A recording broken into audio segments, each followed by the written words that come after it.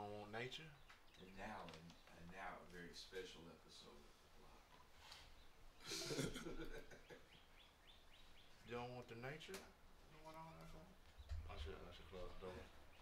I ain't paid for all this nature shit. Some people might want to have a relaxing Saturday morning with the block. We 11 o'clock. Black quick to take off his shirt and shit. All you need is a fountain and some birds. Alright, let's roll. Y'all ready? Yes,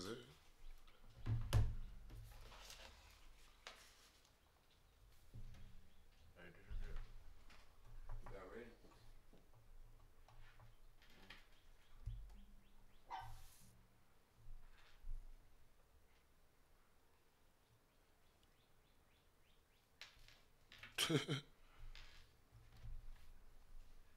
You are now listening to The Block with your host, Stephanie Love, and yours truly, Black, on Koola.com. Let's go. Blah blah. Well, everything is everything for cheesy. Blah blah. You probably done it all, homie, believe me. Blah blah. You made the impossible look easy, but cheesy. I'll never leave my block. My niggas need me. Hey guys, good morning, and you are now tuned into The Block. Happy Saturday. What's up, Black? What's up with it, y'all? Yeah, I'm good. All right, so I want to let you guys know that you are tuned in. We are live, direct, raw, and uncut. Every week, we provide you with raw, hilarious, and uncut discussions. We have finally hit a milestone in The Block, and we are now on episode 20. It has been a joyous journey so far, I can say. I don't have anything bad to say yet. What? Yeah. Don't start that shit. It's too early. Don't start what? That's Yeah. Stephanie Love shit. So, this is your girl, Stephanie Love, also known as the Sex Drop. And like I said, next to me is Blizzity Black. No, you are known as Stephanie Love, not the Sex Drop. Oh, so you can refer to yourself as Chocolate Man. But I can't. Okay. But I am a beautiful chocolate man. All right, guys, and remember, I want to let you all know that you can download our free apps on iTunes, Amazon, and also Twitch, right? Yeah, Twitch. Google Play, I'm sorry. And then we stream live every Saturday on Facebook, YouTube, and also Twitch, and also on VillaCoolaRadio.com. So go ahead. Make sure you download those apps so we can be right at the click of a finger for you. Yes. I got a haircut. And Black has a haircut. You didn't even acknowledge my haircut. So that means that we are going to have a great show. Both of our eddies are not showing. Yeah, because mine cut off. Yes. I'll be ready this afternoon. I won't have no eddy.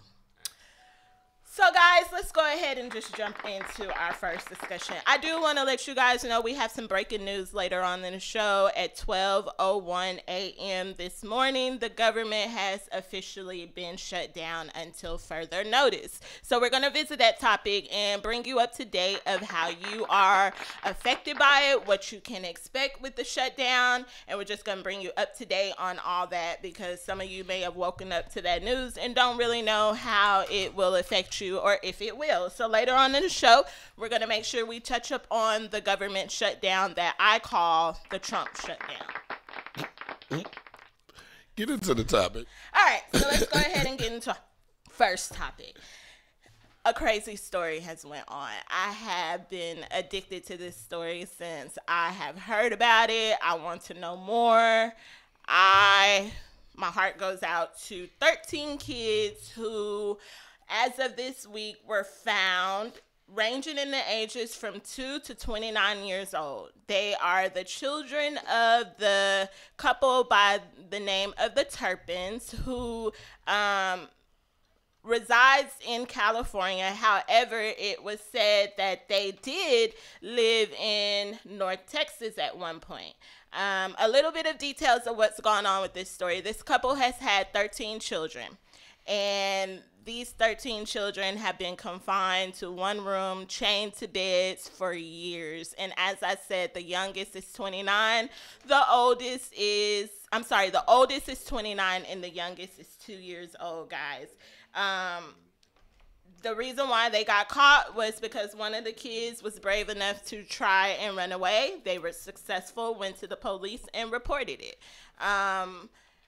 The conditions that these kids lived in were mind-blowing. They were only allowed to bathe once a year, meaning they could not have any showers or anything but once per year, guys. The 29-year-old victim has been reported to only weigh 82 pounds. The kids were teased with food by sitting pies and food on the counter, but they could not touch it. The kids knew nothing about police officers. They knew nothing about the real world. They are totally lost. These kids have been reprimanded from the custody of their parents. Their parents are now being contained in the county jail in California. And I just want to know, my opinion is, this is what I want to ask. How well do you really know your neighbors? Do you feel, Black, that you know your neighbors? Do you know your neighbors by name, or do you think that that's not important? It really depends. Like, I know my neighbors by name, but just the one that's in the house next to me, I know both sides. But other than that, like, I don't know too many other people on the block. Like, I'll speak to them, but I just don't know them. It just depends on what type of person they are. Like, if they one of them people or one of them families that just kind of want to be left alone and they do their own thing, like, that's what's up. I respect that. I won't, you know what I'm saying, try to intrude on you. I might wave or something when you coming or going, but that's about it. Okay. Well, I am a nosy neighbor, and I kind of inherited the trait from people like my mother-in-law and other elderly people. Elderly people are known to be very vigilant in their neighborhoods, and when I see a story like this, I'm like, okay, now I understand. I think that it's important to know your neighbors and to know what's going on, because you may be living next to someone who has 13 children that are being chained up. If I was a neighbor and I was aware that my neighbors had 13 kids, but I never seen any kids running around, that would grow suspicious to me, and I probably would put on my investigator hat and try to get down to the bottom of it. I'm just saying. It wouldn't hurt. You're doing too much. How am I doing too much? I don't know. There was 13 kids being confined and chained up, so I'm doing too much if I'm concerned? No, like you said, if they have 13 kids and you never see them, well, how do you know they have 13 kids if you never see them? Because if you don't talk to the neighbor. Well, I'm a very vigilant neighbor. So when you move in, I'm going to introduce myself to you. I'm going to want to know who's living next door to me. I think that it's very important to build relationships with the people in your neighborhood, because you may have some that stay at home all day. If your house happens to get broken into, you have people who will be vigilant too, and they will care for your stuff as though it was yours. So what will that hurt to get to know your and it's neighbors? fine. I'm not saying there's anything wrong with getting to know your neighbors, but I mean, I'm pretty sure nobody necessarily knew that they had 13 kids. They did. Let alone in that house. Like, the neighbors knew, and some of the neighbors were suspicious, and they said that these people were really weird. Their house was very filthy from the yard to, it was just, you had neighbors who did have suspicion as to why they didn't take the step to maybe report it. Hey, I don't know, but I think as a neighbor, I probably would have. But the story also said that the kids were forced to sleep during the day and awake at night. Exactly. So, but if you have 13, you never see any kids get up and leave for school in the morning when they're ranging from 2 to 29 years old. They were homeschooled. Okay. The property that they had was actually listed as a homeschool. And don't get me wrong, I'm not putting the blame on the neighbors that the kids were confined. No, this is totally solely on the parents. However, I think that to eliminate, because if you remember a couple of years ago, there were some girls found in a home that had been missing for years, and come to find out these girls that were missing were in this man's home. Well, look, I'm not laughing because I got to put it out there. I'm not laughing because the girls were missing. I'm laughing because I know what story you're talking about, and I'm laughing at the interview where the dude was like, he was like, I knew something was wrong. Pretty little white girl running into a black man's arm. Something had to be wrong. But we need to find that clip. I'm sorry. I just wanted to put that disclaimer and let them know I wasn't laughing because girls were missing. Okay, so have you just seen totally threw me off. have you seen that interview? I have seen that interview over. That and shit's over not and funny over to you? again. It was then. It's not now. You lame. Okay, so we want you guys to chime into these topics and discussions, guys. The number is up on the screen. You can call in at any time and give your opinion about these discussions, but this shit is crazy. I advise people to get to know your neighbors and just be a little bit more aware of what's going on in your neighborhood, because you could potentially save children from being abused and neglected and starved and mistreated by their very own parents. So would you rather be a good neighbor and be a good stewardess in your neighborhood, or would you rather just turn a blind eye and then you have 13 kids who have had the lack of nourishment, the lack of care and nurture? Well, it is some people that's like, not my kids, not my problem. I mean, it takes a village, Black. It takes a village. Shit, get a different village. Oh, wow. Okay. Well, we're going to see when your ass get tied up. And first of all, this is not. This and is everybody not, looking for you. This is not the love and sex segment. Said, no, don't worry about who your neighbors are, because your black ass could be right in somebody's house for years. And because you're saying that nobody needs to be a nosy neighbor, I didn't say your that. ass would never be found. Well, do me a favor. Let's give out the number for the people who listen. Give it out. 214-267-8320. That's the block. I'm going to say it again. 214-267-8320. Just for the people. Well, not just for the people, but that's for the people who's listening as they're driving on the app and all that good kind of stuff. All right, so there you have it. We'll keep you updated. As I know right now, the couple has pleaded not guilty, so I'm sure that we'll have more details to come out. As I was researching, it said they were out of jail. Oh, they may be out of jail, but they'll be going back. All right, guys. So we're going to go ahead and jump into a commercial break, and we will be right back. Remember, share this live video, guys. I might have a giveaway. I have the whole month of February to look for consistent and loyal listeners, because I will be taking you along to the Jeezy concert with me.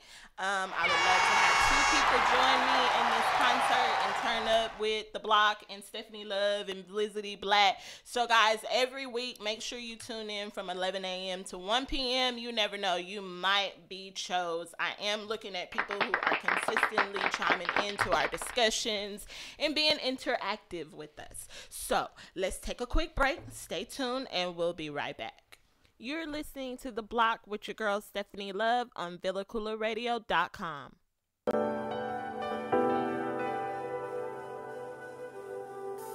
Hey everyone, I've got a fashion insider for all my ladies who know the importance of accessorizing their attire. And even for my fellas out there balling on a budget but still want their woman looking lovely. Let's be real, even the costume gotta be cute and on point, right? Well, Paparazzi Accessories got you covered. With an assortment of durable, nickel and lead-free, aesthetically appealing to the eye, rings, necklaces, bracelets, and more. So go show Miss Lisa Turner some love and support. Check her out on Facebook at LTurner88, on Instagram at Lisa Turner, or hit up her website at paparazziaccessories.com.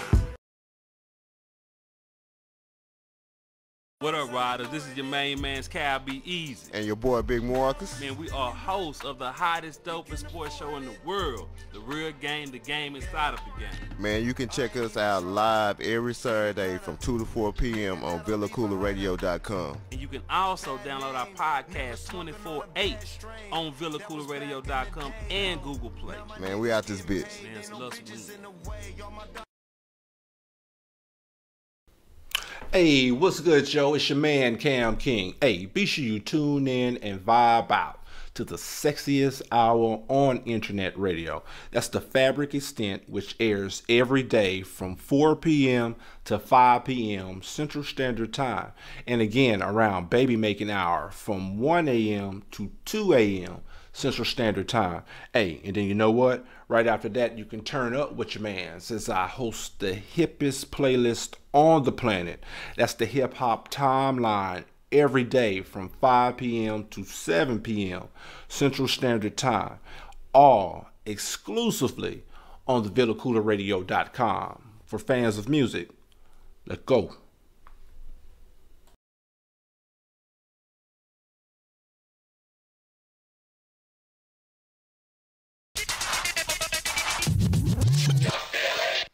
Alright guys, so we're back. Thank you for tuning in. Thank you for the ones that are just now chiming in. And I don't know if I thank my listeners on the Villa Cooler Radio side, but shout out to you guys that are tuned in. Shout out to you guys at Parkland Hospital that tune in to us every week. We definitely appreciate you. But I want to talk about the false alarm of the ballistic missile in Hawaii. For 38 minutes on January 13th, residents and tourists in Hawaii scrambled to react to terrifying emergency alert on their phones that read, "Ballistic missile threat inbound to Hawaii. Seek immediate shelter. This is not a drill." That is the alert that many of the residents in Hawaii had got on their phone on January 30th, and from there it was crazy. It is said that it was a false alarm, and the Hawaii Emergency Agency tweeted 15 minutes later that there was no incoming missile, but it took nearly 40 minutes for the officials to send out another message through the emergency alert system, rescinding the warning. Hawaiian authorities have said that the mistake was a matter of human error just by a click of a wrong button, which was linked to the computer screen. But the fact that one person's errant mouse click led to a panic made a lot of people wonder just how reliable the country's emergency alert system really is. And if that could happen in Hawaii, could it happen in places like Dallas, Texas? Could it happen in places like Washington, D.C.? And how does this whole thing work? So it turns out that the U.S. Emergency Management Alert System is actually made up of a bunch of separate systems, many which are said to be underfunded. And this means that the emergency officials are working with unsophisticated software, which can lead to mistakes like those that happen in Hawaii. Black, do you think that we should be concerned about this system, or do you think that they have this under control? And then before you get to that, let's go into the clip real quick. And this clip is of a resident that happened to be there at that time.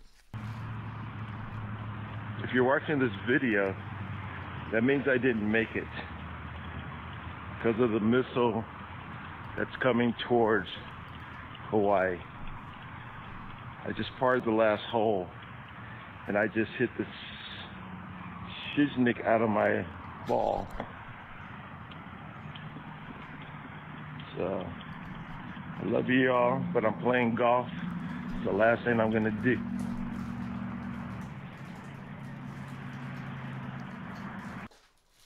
All right, so as you hear, this was a guy who was playing golf. He got the alert. He hit the shit out of his ball. I wonder what ball, but I know what ball. But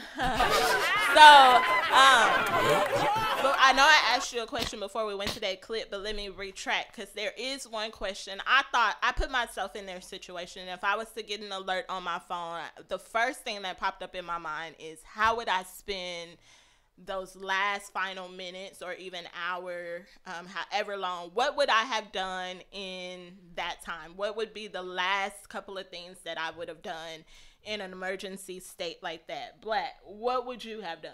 What would your initial reaction be, and what would have been the very first thing on your mind? Very first thing, my daughter. Okay. But what would I have done? Went and tried to steal a Lamborghini. Oh my God. I mean, shit, like, that's been my dream car since I was little. And if I'm going to die and it's a missile coming and it's nuclear, I can steal a Lamborghini. I'm pretty sure I can make it happen. Go in there, hold them up, just take one, and just drive until I can't drive no more. Drive until the missile hit the car or something. I don't know. I mean, Okay. You can't really do nothing about it. Well, I think what I would do, the first thing I said I would do is I would spend time with my first thing. If I'm not with them, I'm going to try to get them as soon as possible. If I'm going to die, I want to die with my children and my family, my immediate family that I wake up to every day. That would be and then another thing I would want to do is have sex. And then another thing I would want to do is to eat a whole lot of pizza. Period. Sex, pizza, and be with my family. That's what I would do in my last dying hours. What? Pizza? What? And I probably would take a good shower. You got to be clean to die? Yeah. I need to wash all my sins away. I would ask for forgiveness. I would spend my last hour. Sounds like you need to go get baptized. Asking for forgiveness. And then I probably would go and steal stuff, go rob a bank, be a criminal. It would depend on how much time I had. Would really depend on how much time I had to live.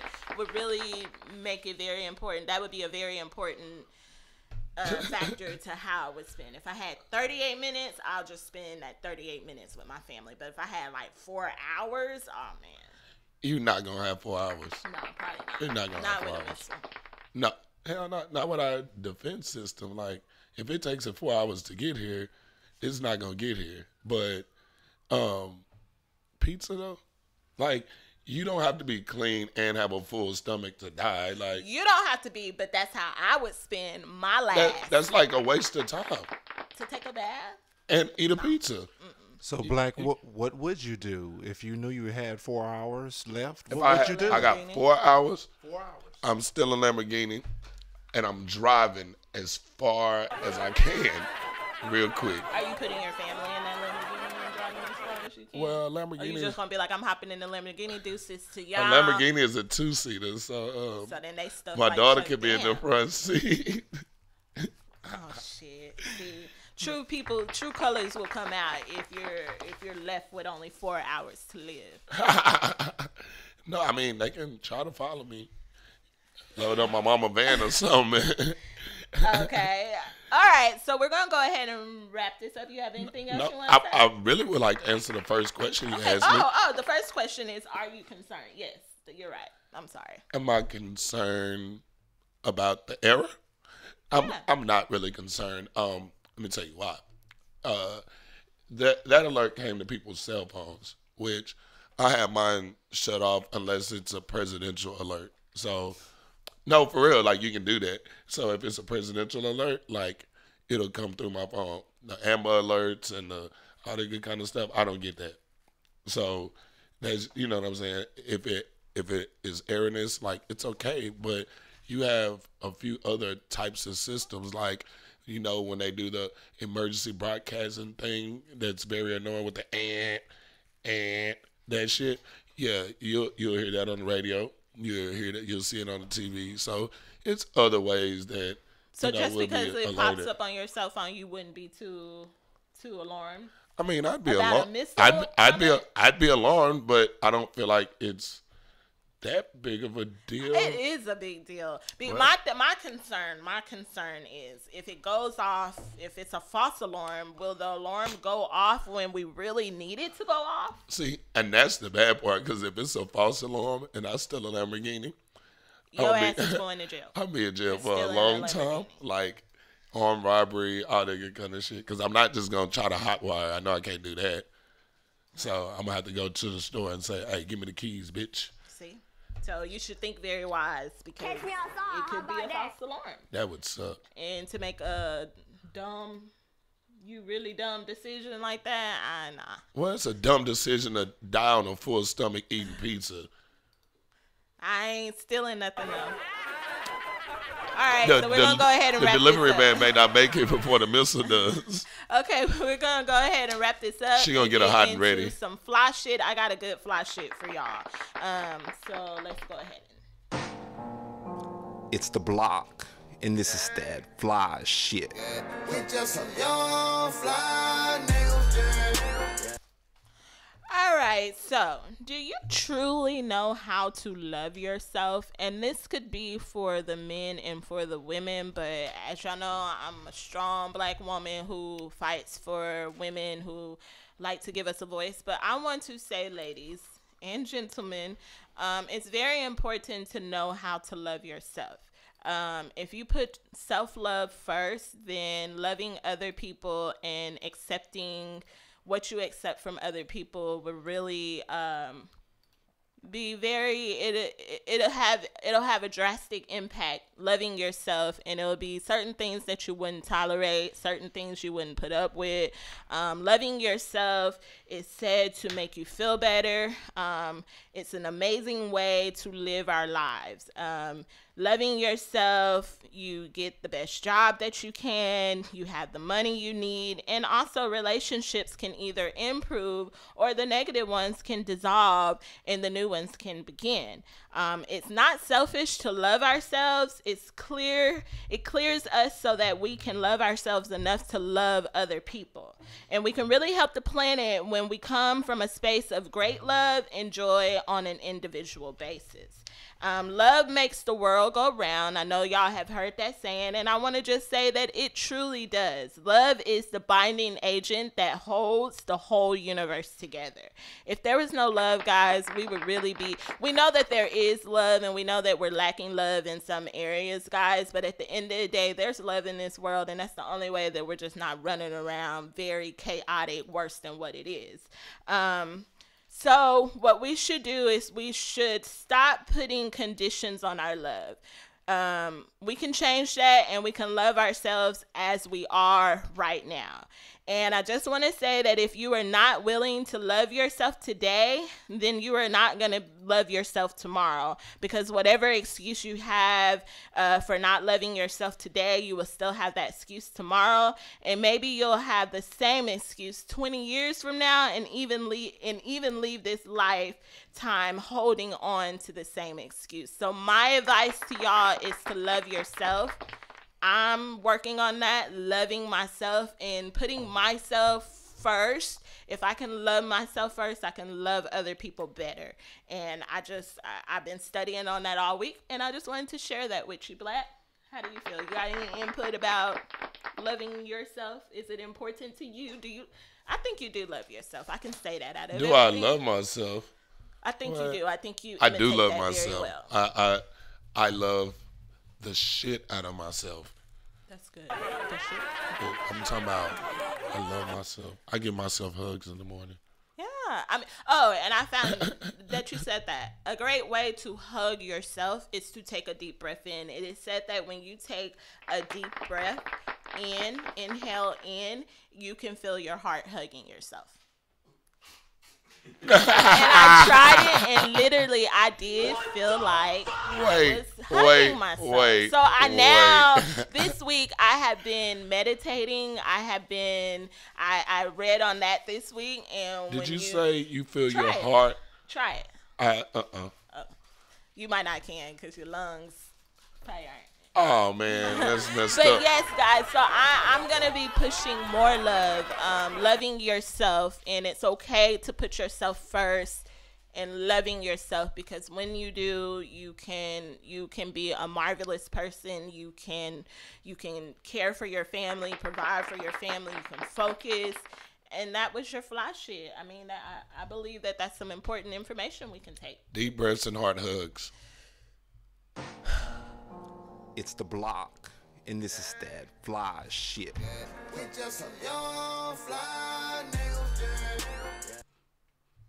All right, so we're going to go ahead and get into a video, and it is Dumb by Murder Mommy. Shout out to Murder Mommy, Absolute and them. They were on the show a couple of weeks ago. Shout out to y'all. We're getting ready to play this video. Check it out. It is a great hit. You already know you listening to The Block with your boy Black on VillaCoolaRadio.com. Man, it feels good to be back home. Well, we took off. Man, it feels good to be back home. Well, we took off. But I missed everybody. Me too. There's some high school people open. You ain't trying to party though. I'm trying to have a jammy jam. Well, as long as there's a party.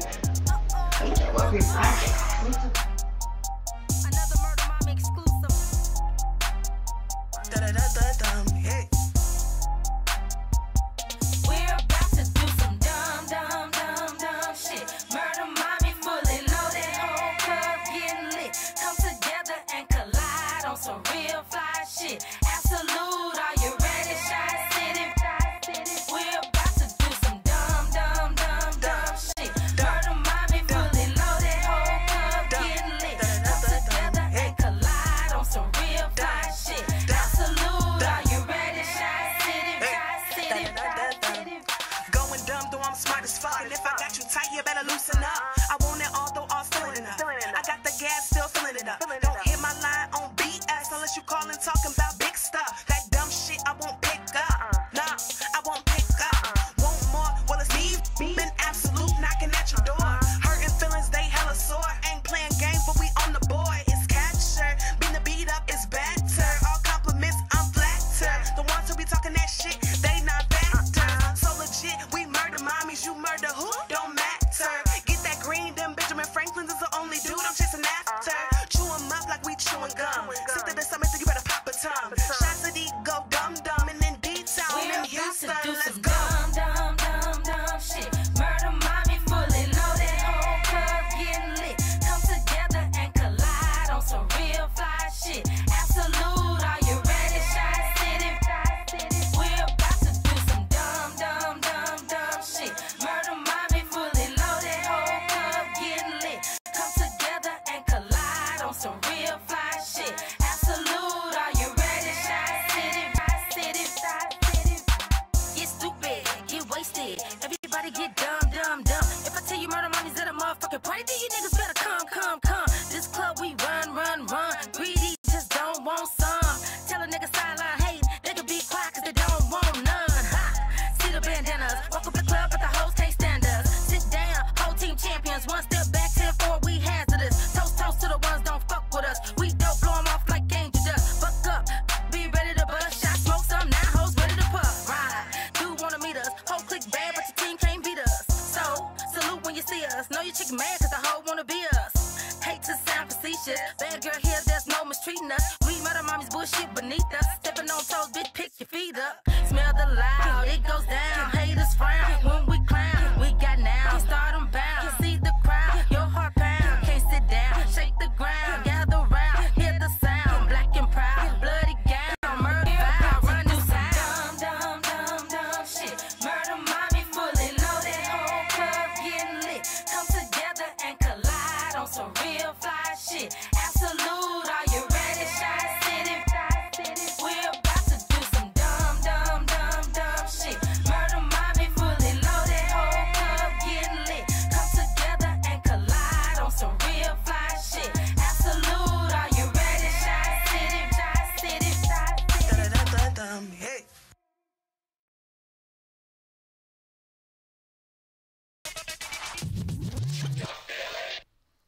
Hey guys, we're back. That was Dumb by Murder Mommies. That video was shot by Villa Koola. Was that shot by Villa Koola? No, I'm sorry. The video was shot in the Villa Koola studio. In the Villa Koola jacuzzi. In the Villa Koola It was jacuzzi. actually shot by First Eye Vision. Okay. Hey, have you ever sneezed and like just farted when you sneeze? It's like I had you know, did that. Random question. All right, let's go ahead. I'm sure this prostitute farted. Wait Plenty a of people's minute. face.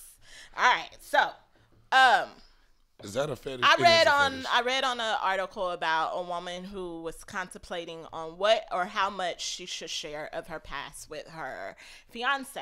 Her and her fiance recently have gotten engaged, and they have been together for a total of 3 years. But she has always dealt with her past and what she should share with her boyfriend, and who is now recently became her fiance. So she's really trying to really figure out before they take the next step if she should share her past with him.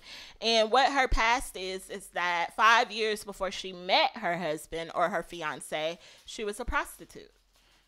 And she's kept it from him this long, but now she's like, okay, we're getting ready to make the next step. This is a serious part of our life. We're going to be spending the rest of our life together.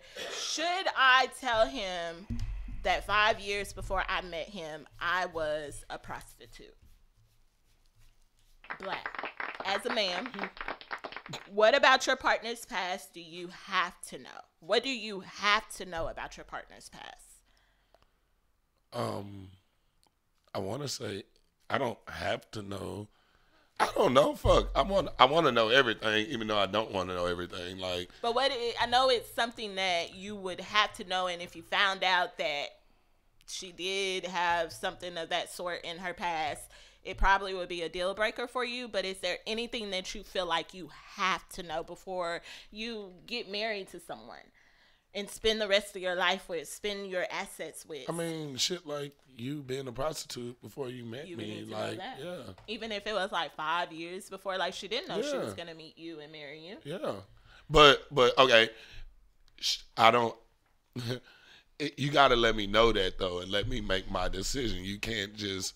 You can, but I wouldn't want you to just not tell me. Like, that's some shit I need to know. Cause what if me and you out walking, I done wiped you up and stuff like that. We walking hand in hand. Next thing you know, nigga yell out, "Hey, Candy, that was you? I got 50." Like, it's like, I got 50 for what the fuck? You know what I'm saying? I need to be prepared for that. So I don't need to feel like you trying to steal my girl for $50 because I didn't know that you used to be a prostitute. So do you think that if she was to say, okay, I'm not going to tell him because this just isn't his business, it doesn't affect our relationship. If that's how she felt and she wasn't going to tell him, so you believe that she would be wrong for not telling him? Yeah. Well, let me be the devil's advocate. I don't think that she's entitled to have to tell him.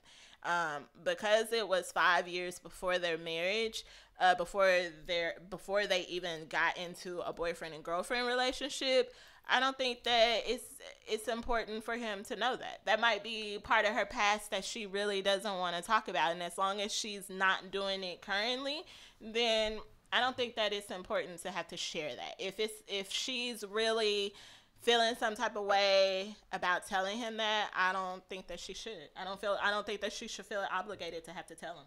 Period. What? Yeah. You don't. You That's wouldn't. just like, I don't believe that a guy or a woman should ask how many sexual partners did you have before me. I just think that those type of questions aren't important in a relationship. I really don't.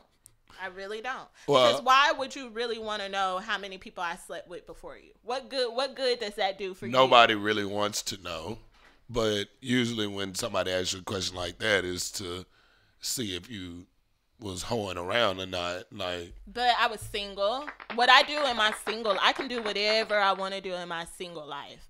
As long as when I'm not in a relationship, I'm not running around like I'm still single, then why what I did in my single life matters. Because that shit matters. It's part of your character. It's part of who you are. I don't believe it does. I don't think that she should tell him. Now, if he finds out, it may, but hey, that you're a grown woman. That was before you met him. You're setting yourself up for a divorce at that point. Like, well, I'm sure everybody has a past. And right, if I'm going to share that part with him, I want to know everything about him. I'm about to say, if you're going to share the rest of your life with somebody, wouldn't you want to know all about that person and not have any skeletons pop out the closet after you've married this person? Like, oh, yeah, by the way, babe, that dude that you saw, he used to come see me all the time. He used to pay me because I used to be a prostitute. Like, wait, I didn't know that. That's some shit that I should know before I say I do. I'm just saying. Would you not, if you would have known, if your woman was to have told you, hey, I was a prostitute 5 years before I met you, would that be a deal breaker for you? Probably so. See, my point is that. But so you judge her and you're not accepting that. How is that? She doesn't do that's that not anymore. judging. That is preference. I would prefer not to marry an ex-prostitute. Like everybody has their own preference, right? We go through this all the time. Everybody has their own preference. I would prefer not to marry an ex-prostitute. Okay. Like, I just asked the question. I just wanted to know how you felt. I'm not saying let you're me right know or and wrong. give me the opportunity to decide, okay, can I deal with this or can I not deal with this? But give me that opportunity. Well, I'm sure that there's a lot of things that are not shared on the other end of the relationship. So I'm telling you that if you don't feel comfortable sharing it with him, then you don't have to. We'll cross that bridge when we get to it. What? That bridge gonna blow the fuck up. Oh well, then it wouldn't be meant for us to be. But now you're not letting me use my Because judgment. either way it go, 9 times out of 10, if I am a prostitute, if I was a prostitute 5 years, most people are gonna think like you think, No. where they're not gonna want to be with her. That's not true. And unfortunately, it will be hurtful because I've grown to love you and I've built a relationship with you. What I did in my past should not hinder me from going forward and being a better person in my future. Reputation goes a long way, and that means something. But at the same time, look, you have dudes that date active strippers. I'm not talking about, hey, I used to be a stripper. No, they are still at the strip club shaking that ass, letting other dudes slap on that ass, and they don't care.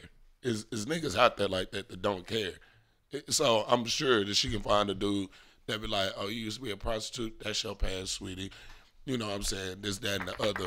I'm cool with it.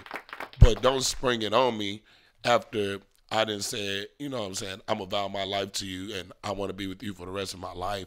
And next thing you know, a few months down the road or a few years down the road, oh, I used to be a prostitute. Like, you couldn't tell me that before we tied the knot? Well, either way it goes, she would be in a tough situation because they've already been together for 3 years. She didn't let him know at the head of time. So if you haven't let him know in 3 years, why bother to tell him now? You know what? Why are you waiting now?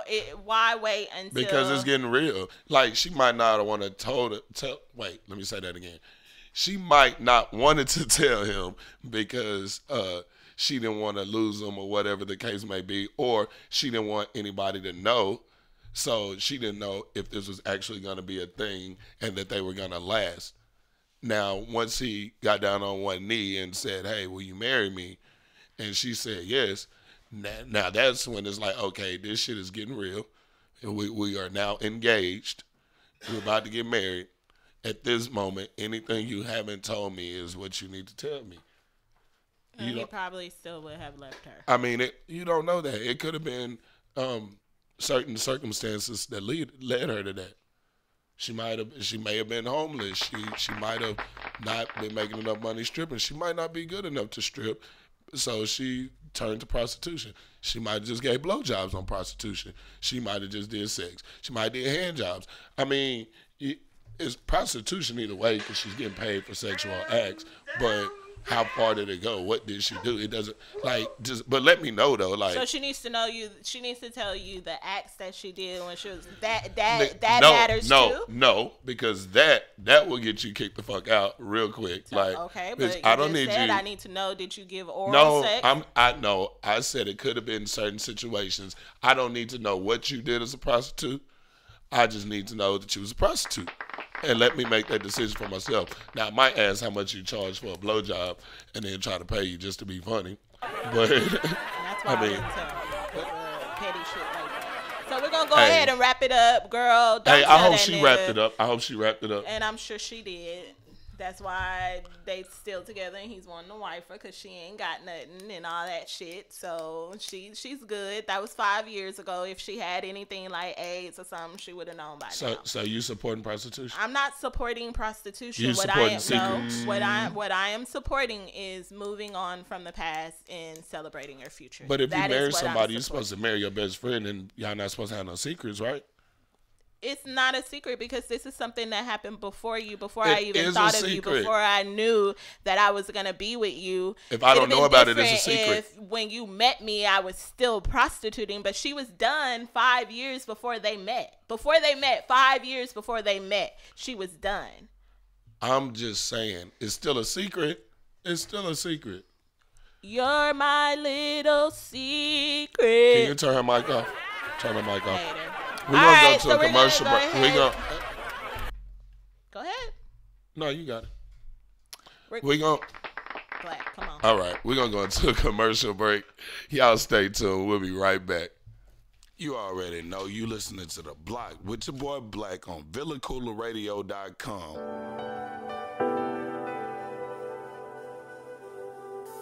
Hey everyone, I've got a fashion insider for all my ladies who know the importance of accessorizing their attire. And even for my fellas out there balling on a budget but still want their woman looking lovely. Let's be real, even the costume gotta be cute and on point, right? Well, Paparazzi Accessories got you covered. With an assortment of durable, nickel and lead-free, aesthetically appealing to the eye, rings, necklaces, bracelets, and more. So go show Miss Lisa Turner some love and support. Check her out on Facebook at lturner88, on Instagram at Lisa Turner, or hit up her website at paparazziaccessories.com. What up, riders? This is your main man's Cal Be Easy. And your boy Big Marcus. Man, we are hosts of the hottest, dopest sports show in the world. The real game, the game inside of the game. Man, you can check us out live every Saturday from 2 to 4 p.m. on VillaCoolaRadio.com. And you can also download our podcast 24/8 on VillaCoolaRadio.com and Google Play. Man, we out this bitch. Man, it's love some. Hey, what's good, Joe? It's your man, Cam King. Hey, be sure you tune in and vibe out to the sexiest hour on internet radio. That's the Fabric Extent, which airs every day from 4 p.m. to 5 p.m. Central Standard Time. And again, around baby making hour from 1 a.m. to 2 a.m. Central Standard Time. Hey, and then you know what? Right after that, you can turn up with your man, since I host the hippest playlist on the planet. That's the Hip Hop Timeline, every day from 5 p.m. to 7 p.m. Central Standard Time. All exclusively on the VillaCoolaRadio.com. For fans of music, let's go.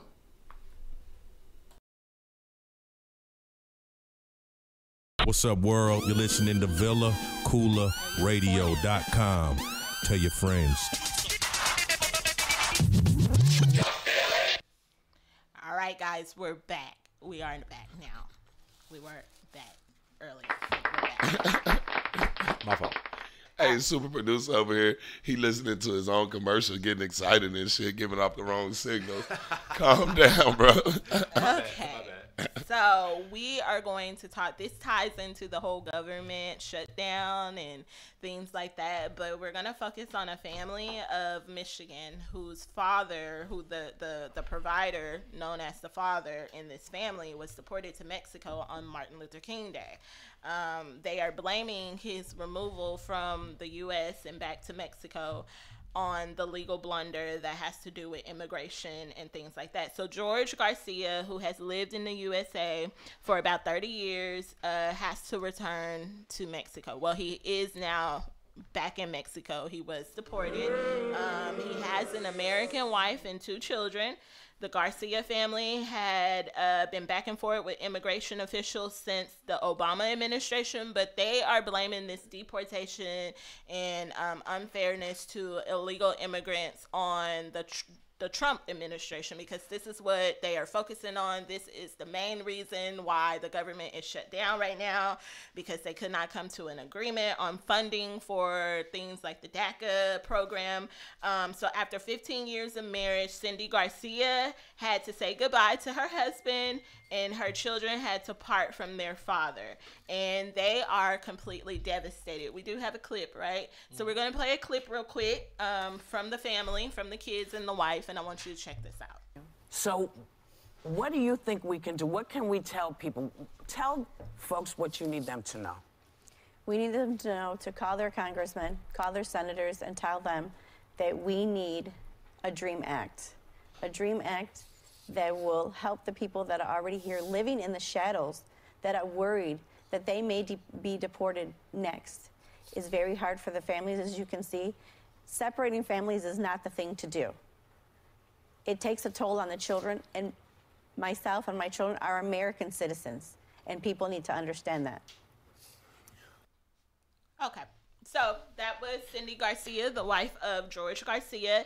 And as you see, she has pleaded that we contact our Congress and things like that to speak up and ask them for things like a DREAM Act to protect these immigrants. And the ones that they're wanting to protect, let me break this down, are the ones who were brought over here illegally as children, who really, when they were children, they didn't have the say whether to come or not, whether it was wrong or right. They just came because they were children. They were brought over here. George Garcia has no criminal record in the 30 years that he has lived in the U.S.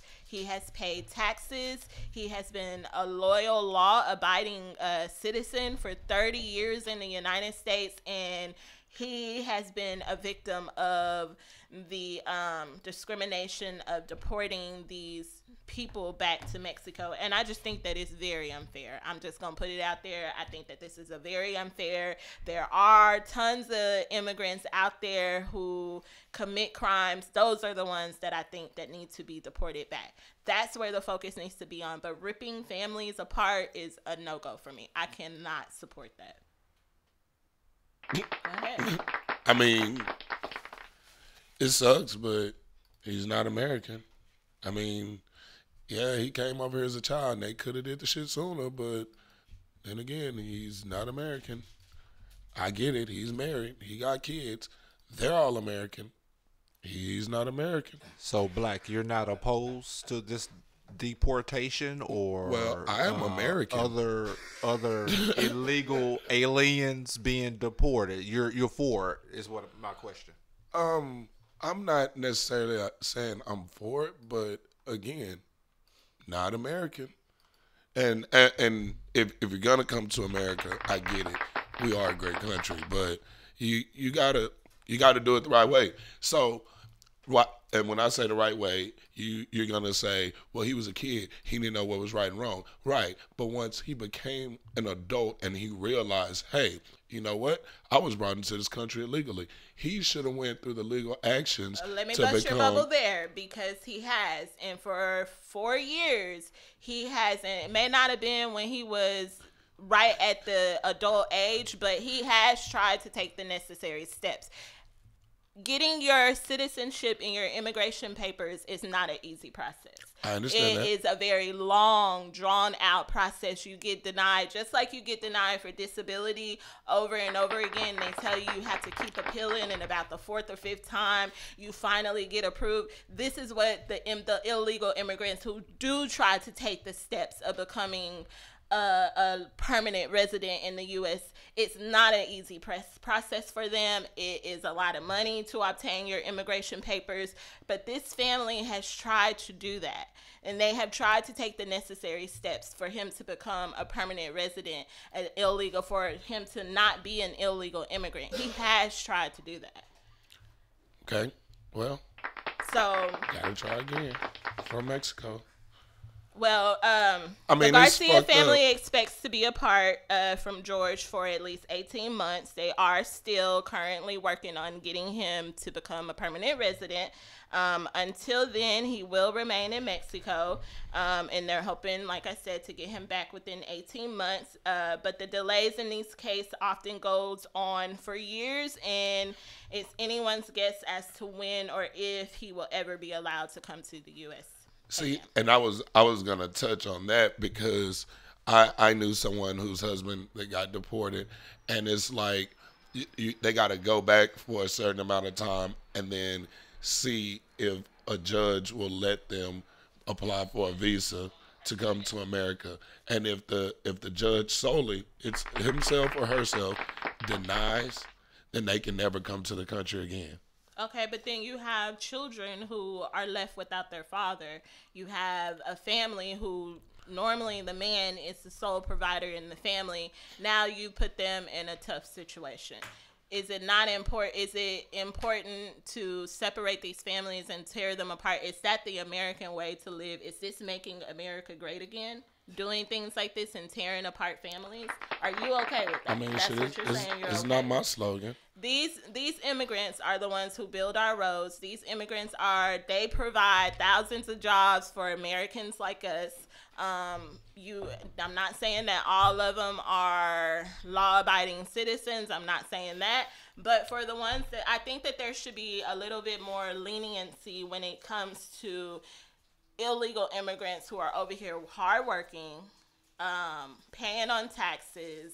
They're not committing crimes. Wait, he did have to pay taxes because he had an American wife. So therefore, his money went to paying taxes because it came out of his home. No, there's a part of Texas that you're not paying because if you're an illegal immigrant, you can't file taxes. But because his wife was an American citizen, she had to pay taxes. So therefore, he was the only one working. That's how she was able to pay her taxes because of her husband. How do you pay taxes on money that you don't I'm saying get? her family, you're missing my point. I'm saying that because his wife was an American citizen. I get that. Okay. Why did she have taxes though if she wasn't working? Like besides like they owned their own home. Right. They had to pay taxes. I was about to say homes. besides property tax. But they had their own business, so they had to pay taxes on their business. But so that comes out of the business money though. But he was a part of the business is what I'm saying. He wasn't committing any crimes. He wasn't in trouble with the law. I'm not saying any of that. I'm just saying besides property tax and the business tax, which would be on the business because he is a separate entity from the business, how is that affecting his money out of his pocket, except for the property tax? Like, I'm good with that. If you say it doesn't affect it, then hey. But I strongly agree that it does. It will put a strain on this family because the sole provider is no longer there to be able to provide for his family. Steph, let me jump in here. Black Steph, do you feel that there is an alternative here? I believe that there is. What would you suggest? The alternative is to create a system to where it will make it easier for people like George Garcia to obtain their immigration status here in the U.S. But since they make it so hard and make it a long, drawn-out process, you're making it impossible for them to obtain their immigration papers at a critical time.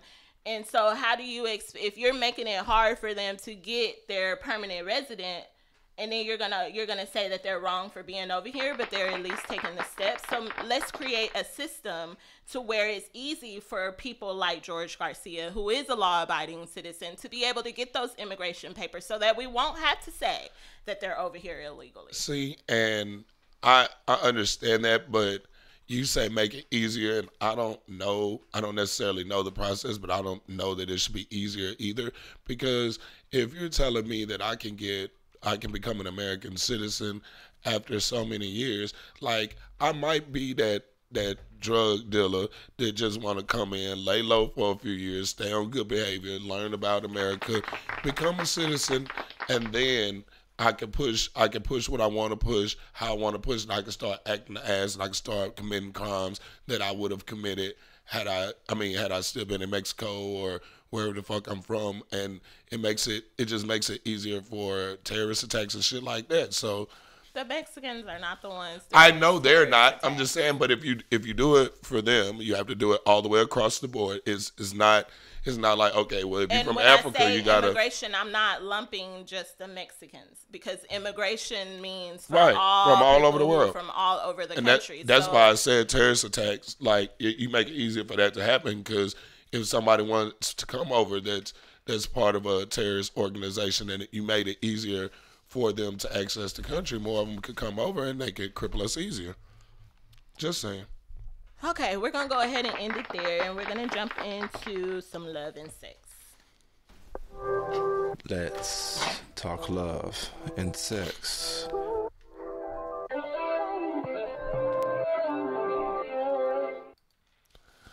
What's up with it? It's your boy Black, and we about to talk some love and sex. And I'm going to throw y'all off a little bit today. Let's talk about these sex dolls that I've been seeing. Now I got to search my social media. Oh, well, we could take 2 spins on it. No, that's okay. Go ahead. Because I'm thinking, like, I didn't see one, and I'm like, yeah, she looks nice. Like, if she was real and could just sit there and shut the fuck up. Look, I don't know what people think about this. What do you think about the sex dolls? No, I would never use a sex doll, so I don't have any opinion about it. Well, I'm just saying, I took a look at these and I was like, that might make me interested in a sex doll, because usually they had the blow up dolls, but these are silicone and all thick and stuff, proportionate, where Whereas you don't have to use no air compressor to blow her up. She ain't got she got motors in her so she can move. But somebody else was talking about how her shit'll be dry pretty soon. You can buy more lubricant. You ain't got to worry about nothing. But I what the fuck indeed. But they making sex dolls look real nowadays and making them look like Instagram models where they got the titties that I saw somebody playing with them and they was like super jiggling. Get you some sex drops and go have fun with your sex doll. You wouldn't do it? You opposed to them? I'm not opposed to them. I just What if you walk in fucking plastic? What if it's silicone? What if you walked silicone, whatever. What if you walked into a house, you about to start dating somebody and he got his sex doll sitting on the couch? I'm turning right back out. Turning right back out. Why? Because that's creepy as fuck. And any man that would sit there and fuck a plastic sex doll, I believe that you would fuck a dead person. I believe that you would. I don't know what you would do if you're gonna sit there and fuck a plastic silicone person. That's like, to me, you would rape somebody against their will. She didn't say no. She can't say no. She won't say no. She can't say no. Like, what do you mean? But it's creepy as fuck to me. If a man was out there knowingly fucking a plastic silicone, you are. She's very obedient. You would pretty much do anything, and that's not. I feel like that's a double standard. How can you say that? You asked me my opinion. No, I know. I'm just saying. You said you feel like it's creepy. It is creepy. In my opinion, if I was to walk into a house and a guy has a sex doll sitting on his couch, what else are you doing with a sex doll? I'm not finna do nothing with a sex doll. What if he be like? It's creepy as fuck. What if he's like, hey, this is my roommate, Yolanda? No, that's creepy as fuck to me, because if you want to act like this plastic silicone object is a person and you're in a relation, you got other things, you got underlining issues going on with yourself, period. There's too many. First off, these dolls are $2,500. You're gonna spend $2,500 to fuck plastic silicone when you could go out and spend $5 on Backpage to fuck something real that's gonna give squirt, you chlamydia. That's gonna all right. We preach love, safe sex, and marriage, and not that back had nothing pages. to do with love, safe sex, and marriage. Not back pages. But it is safe sex. You can't get anything from a doll. But I feel like it's a double standard because women are okay with having dildos and stuff like that. What is it about me saying, in my opinion, that it would come off as creepy as being a double standard? Now you could have your opinion about me having a dildo and things like that, but that's your opinion. But how am I creating a double standard because I say that having a doll is creepy as fuck? It's creepy. It would come off as creepy. I didn't say you. It would really come off as creepy as fuck. Well, I'm the one who said creepy as fuck. So when you say it's a double standard, you're saying me. I mean, I wouldn't necessarily say have it on the couch, but when you think about it, you spend, and I'm not getting a sex doll either, but think about it, you spend $2,500 on this sex doll, and you can have sex with her anytime you want. She has no periods. She ain't gonna talk back. But it's only one thing that she can do. She can't give you oral. She can't give you. No, yes they can. No. Yes, they can. Okay. Some of them can. Like, you might have to ask for the little deluxe package. If you're getting enticed off of silicone, it's creepy. You can imagine whoever you want to.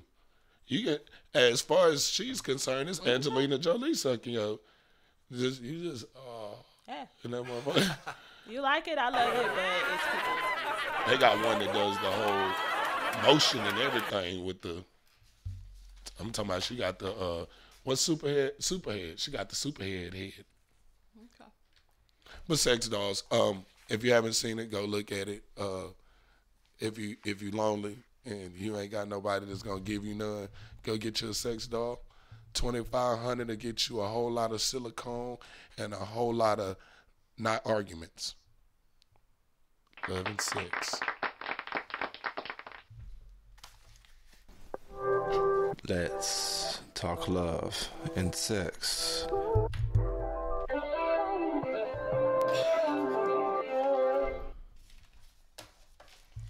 right, we're gonna go ahead and get into another video. Field City by legendary Lord Ivy. Stay tuned, You're listening to The Block with your girl Stephanie Love on VillaCoolaRadio.com.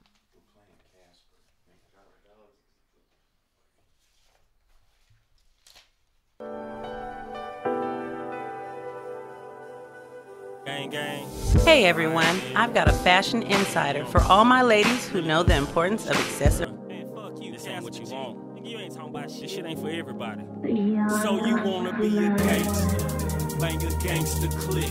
Make some gangster music. Fuck a gangster bitch. Practice looking hard as gangsters and you talk that shit.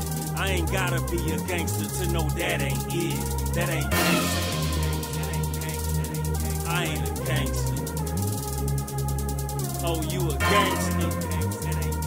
Nah, that ain't gangster, homie. On 1 deuce 5, that's an eighth of a key. Lowest numbers here in Texas for a ball and MJG. And it's coming out hard, from crumbs to bricks. You got a pocket full of stones and you ballin' in the mix. 7-8 hot boy, got the block on fire. Name ringing in these streets, whoever shot your life expired. Went on vacation to the feds, and they gave you parole. The hood welcomed you home, but don't nobody know you told. So you sold, cause you used to step on rich folks' doors. Instead of getting money with the BGs, you still in dope. Hit a lick for 30 bands, it was gone in 30 days. 30 bras, purple drink, purple paint, purple haze. You put 30s on the old school Grand Marquis. Park it at your mama house next to her broke down Caprice. Back to busting down 50 pieces, dimes and nicks. You almost 50 banging, now you time to switch. So you wanna be a gangster? Bang a gangster click, make some gangster music. Fuck a gangster bitch. Practice looking hard as gangsters and you talk that shit. I ain't gotta be a gangster to know that ain't it. That ain't gangster. I ain't a gangster. Oh, you a gangster? Nah, that ain't gangster, homie. I never claimed to bang a set till I created my own. Gotta be born into the fam, my son the heir to the throne. Setting him up to be his own boss, this family business. See me making boss move, the only one I need to witness. If a nigga say I stole from him, snitches get stitches. That ain't gangster. Show up in court, I plead the fifth. If it wasn't for the love, I wouldn't recognize the hate. Moving silence, moved away. Work at night and all day. Making breakfast for the wife and kids, scrambling eggs. After bringing home the bacon, get some rest when I'm dead. After school, mentor the youth and tell them the truth. Looking up to dope dealers, I was just like you. But all my heroes either dead or locked up. I picked some knowledge up. I went to college, but I dropped out, never followed up. I sold dope, but I'd rather sell hope. That's my dream, real life is no joke. So you wanna be a gangster? Bang a gangster click, make some gangster music. Fuck a gangster bitch. Practice looking hard as gangsters and you talk that shit. I ain't gotta be a gangster to know that ain't it. That ain't gangster. I ain't a gangster. Oh, you a gangster? Nah, that ain't gangster, homie. I used to sit in the trap, my homie strapped up. Thinking this ain't living, what happened to us? Just some starving artists, mine on Marvin the Martian. On a comet or a rocket, flying a starship to Mars. When the rabbit got the gun, told my kinfolk not to run. He ran anyway, survived 9 shots from the drum. Our loved ones praying every day it get better. The media ain't saying what the government won't tell us. That a black man with pride is who they feel the most. A black woman is the biggest threat, my people awoke. And consciously connected to the source of all life. Never meant to be killers and voluntarily sacrificed. I got a penny for my thoughts, I'm trying to stretch it to 1 billion. I can't tell you how if I ain't never seen 1 million. Selling drugs and rapping ain't my calling, but I thank you. Being from the hood don't make you gangster. So you wanna be a gangster? Bang a gangster click. Make some gangster music, fuck a gangster bitch. Practice looking hard as gangsters and you talk that shit. I ain't gotta be a gangster to know that ain't it. That ain't gangster. I ain't a gangster. So you mean to tell me, oh, you a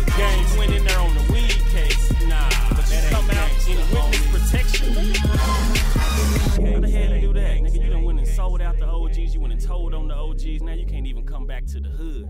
That ain't gangsta. That ain't gangsta. That ain't gangsta. That ain't gangsta. That ain't gangsta. That ain't All right. We're back. We're going to go ahead and hop into this next topic. You ready? All right, so our next topic is, this has been a conversation. I'm sorry. I forgot. We gotta make our correction. That wasn't Fuel City by Legendary. That was Casper G. That ain't gangster. Sorry for the misunderstanding, but that was Casper G. Check him out. Okay, guys. So a lot of discussion has taken over the internet lately. In the last couple of weeks, I found myself in a debate about black men who talk about that, or they make the phrase, and let me be very clear, that they make the statement that they do not date black women. Some people have gave their opinion that it's a preference, but some people like me have said that this comes off as it kind of comes off as racism. So I just wanted to get your opinion of how you feel about a black man who says that they don't date black women. It's his preference. Not everybody can date a black woman. Me personally, I love black women. I can date. That's all I've ever dated, actually, is black women. But some people aren't. I feel like you got to be a strong person to date a black woman. I really do, because a lot of black women have strong mentalities. So you got to be a strong person.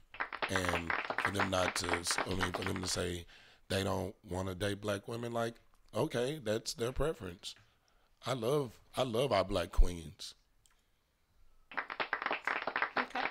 You think it's racist?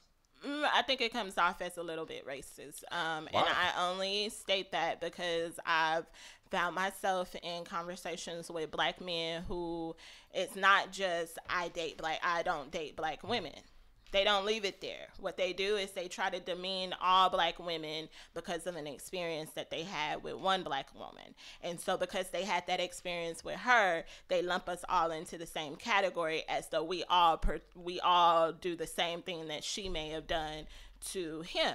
And so to me, it comes off as a bit racist. I hate to put it out there like that, but that's what it comes off as. It'd be different if the statement was just left at, I'm more attracted to white women, but I'm not attracted to black women, because that's your preference. But when you go in to try and demean and berate black women as women, like we're not, like the white race or another race is better than us, that's the problem for me. That's the problem that I have with it. Are they saying as a whole, or yes, like they're saying better as a whole? No, I'm saying if these women that are the non-black women are better as a whole. Yes, they are. The conversations in the debates that I have been in, they have stated that white women are better than black women. That's where it becomes racist to me. Well, did they give you a reason why? Because of their experience that they had with one particular black woman. Was it just one, though? That's the way that they're putting it out there. Okay, because if it's just one, then to me they just weak. But if it's like, okay, I dated a black woman, I don't like that. I dated a black woman, I didn't like that. I dated a white woman, or I dated an Asian woman, or I dated a Hispanic woman. Oh, I like this. I don't want to date black women anymore. I mean, I could see that, but versus them just having one bad experience, it's like, okay, try it again. I don't have a problem with it though. Like, if you don't want to date, if you are a black man and you don't want to date black women, do you? That leaves more black women out there for my little Junior Black when he come out. And when he's single, he gonna have all the black women, and he gonna know how to handle them. I mean, that's just, I prefer black women. I mean, I don't know. That's how it should be left. It shouldn't be, as a black woman, I don't want to be brought into any conversation and feel like I have to defend myself as a black woman. I don't think that that's fair, because we're not, I can speak for myself. When whatever experience I had with a black man, I'm holding that one black man accountable for their actions. I'm not putting all the black men. I'm not saying that all black men, because I met some great black men.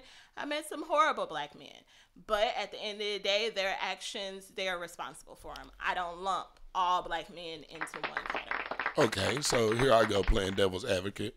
If your man was to tell you, hey, go make me a sandwich right now, would you get up from the set and go make him a sandwich? I would.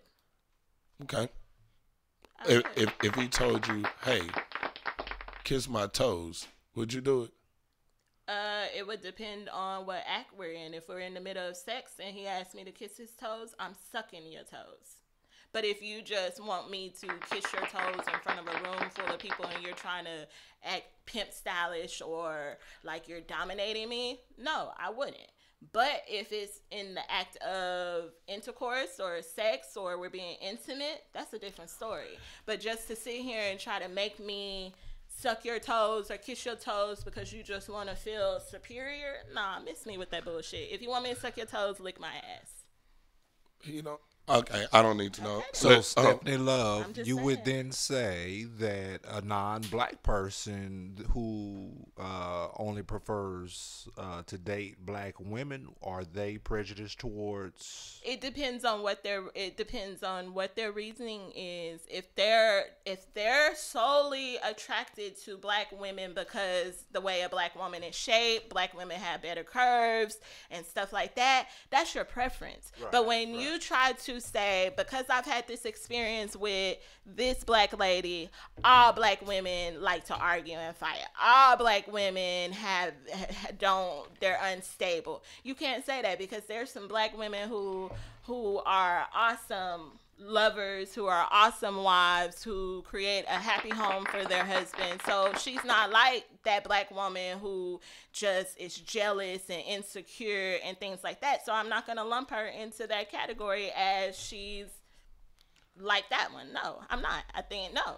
And if it was vice versa, non-black, if he decided to date only black women, that's his preference. But he doesn't make his race seem as though they're not better than that race. That's my problem, if you can understand that. So Stephanie Love, black, how would you handle if your son or your daughter came to you in the future and said that I want to date outside of my race? How would you handle that? I'm going to support my son with whatever race he wants to date, but I would prefer him to want to date her because of who she is as an individual and not based on her skin color. Well, see, and that's another thing, because I wouldn't trip on my daughter. I probably would trip on my daughter talking about she want to date outside her race. But it's like this. Most men who don't want to date a black girl, it's usually because of, from what I understand, it's because of the pushback that black women give. Like, they're really strong. So if I tell you to go so then do black men don't like strong black women.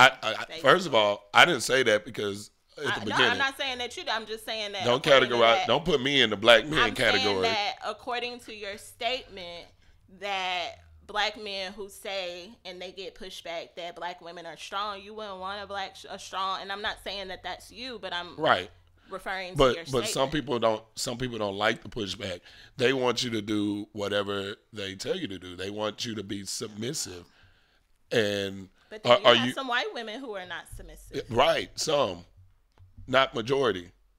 You see what I'm saying? Like, and black, wouldn't that make you kind of weak as a man if you could, or if you were intimidated by a black woman's strength? Well, y'all not listening. I said men who. No, I hear you, but the men I'm now I asking feel like the question. The black men who who won't date black women are usually weaker when it comes down to it. They're not strong enough for a strong black woman.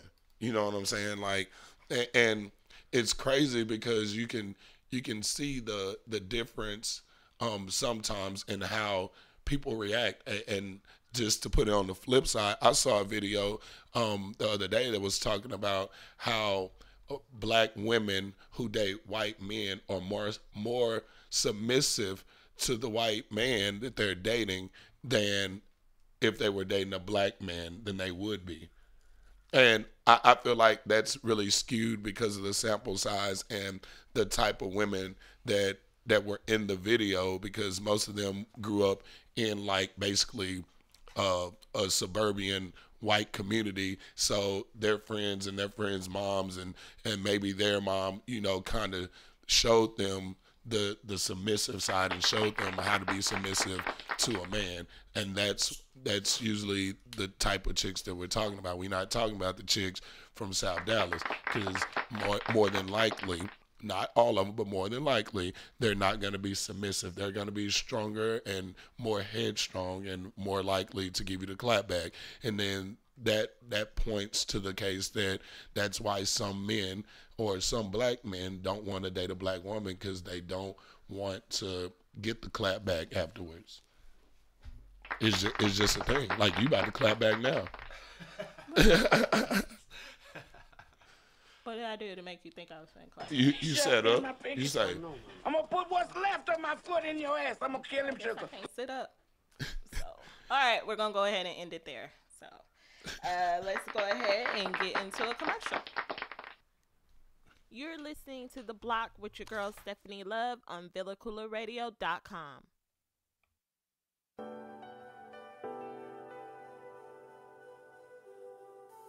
Hey everyone, I've got a fashion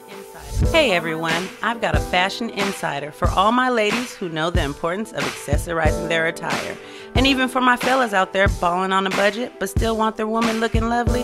Let's be real, even the costume gotta be cute and on point, right? Well, Paparazzi Accessories got you covered. With an assortment of durable, nickel and lead-free, aesthetically appealing to the eye, rings, necklaces, bracelets, and more. So go show Miss Lisa Turner some love and support. Check her out on Facebook at LTurner88, on Instagram at Lisa Turner, or hit up her website at paparazziaccessories.com.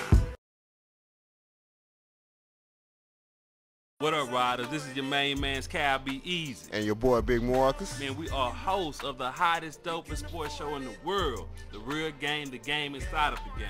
Man, you can check us out live every Saturday from 2 to 4 p.m. on VillaCoolerRadio.com. And you can also download our podcast 24/8 on VillaCoolerRadio.com and Google Play. Man, we out this bitch. Man, it's love some music. Hey, what's good, Joe? It's your man, Cam King. Hey, be sure you tune in and vibe out to the sexiest hour on internet radio. That's the Fabric Extent, which airs every day from 4 p.m. to 5 p.m. Central Standard Time. And again, around baby making hour from 1 a.m. to 2 a.m. Central Standard Time. Hey, and then you know what? Right after that, you can turn up with your man, since I host the hippest playlist on the planet. That's the Hip Hop Timeline, every day from 5 p.m. to 7 p.m. Central Standard Time. All exclusively on the VillaCoolerRadio.com. For fans of music, let's go.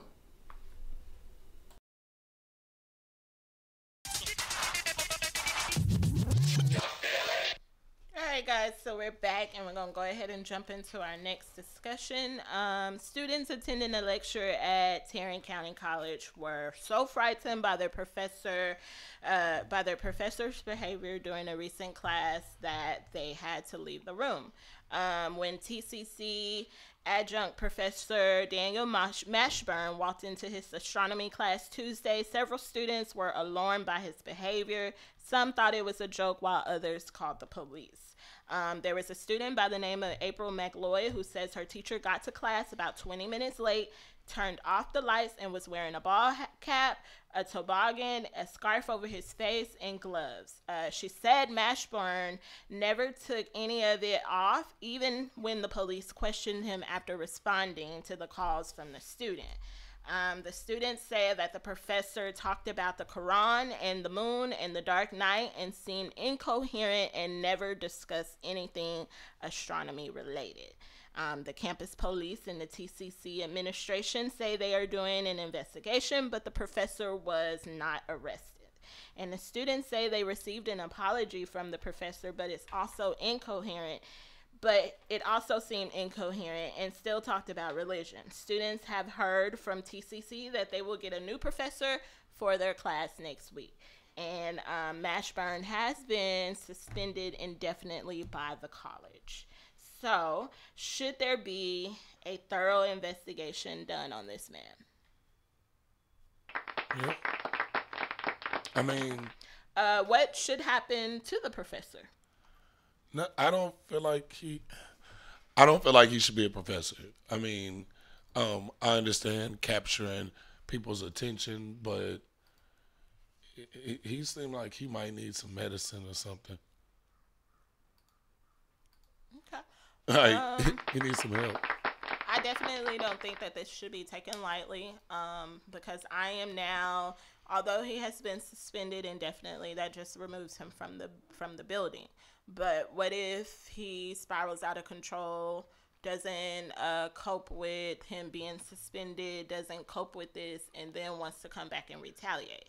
How are you going to protect these children from these students from someone like him? Because this is just erratic behavior that we see in a lot of the people who commit the ISIS terror attacks, who commit the mass shootings. I mean, I just think that hopefully they are doing a thorough investigation, but I don't put it past them that they will let this slide under the rug.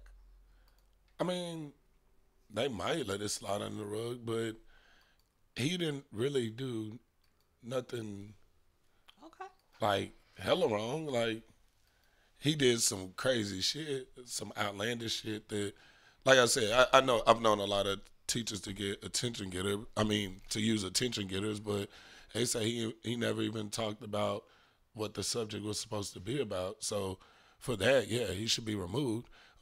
Do an investigation, find out who he is or whatever. But it's not like he actually did something. I'm sure they'll put policies in place. Well, not necessarily policies in place, but put people on alert like, hey, this person is not allowed on campus.